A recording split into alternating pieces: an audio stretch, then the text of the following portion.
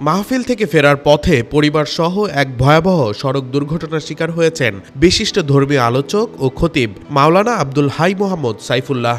শনিবার দিবাগত রাতে টাঙ্গাইল যমুনা সেতু এক্সপ্রেসওয়েতে একটি ট্রাক পেছন থেকে আঘাত করে গাড়িটির সামনে এবং পেছনে দুই দিক থেকেই দুমড়ে মুচড়ে দেয়। এতে মারাত্মকভাবে আহত হন মাওলানা আব্দুল হাই মোহাম্মদ সাইফুল্লাহ।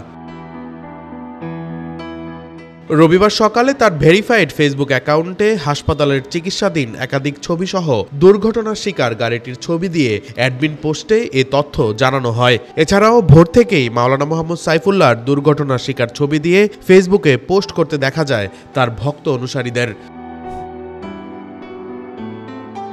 তিনি বুকে, চোখে এবং পিঠে আঘাতপ্রাপ্ত হয়েছেন বলে লেখা হয়েছে ফেসবুক পোস্টটিতে। টাঙ্গাইলে প্রাথমিক চিকিৎসা শেষে জ্ঞান ফেরার পর দ্রুত ঢাকায় নেওয়া হয়েছে।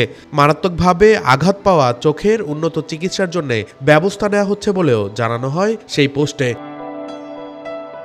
এদিকে তার দুর্ঘটনার ছবি শেয়ার করে নানা ধরনের সংবাদ ছড়িয়ে পড়ায় আতঙ্কিত হয়েছেন অনেকেই। মাওলানা আব্দুল হাই মোহাম্মদ সাইফুল্লাহর আশু আরোগ্য এবং পূর্ণ সুস্থতার জন্য দোয়া চেয়েছেন তার পরিবার। আব্দুল হাই মোহাম্মদ সাইফুল্লাহ রাজধানীর মিরপুরের পল্লবী মসজিদুল জুমা কমপ্লেক্সের খতিব। একই সঙ্গে বেসরকারি টেলিকম সেবাদানের প্রতিষ্ঠান ইবিএস এর রিলিজিয়াস ডিরেক্টর হিসেবে কর্মরত আছেন তিনি। সাবলীল ভাষায় ধর্মীয় আলোচনার জন্য বেশ জনপ্রিয় মাওলানা সাইফুল্লাহ। Nawfal Hasan Mahbij, Metro TV.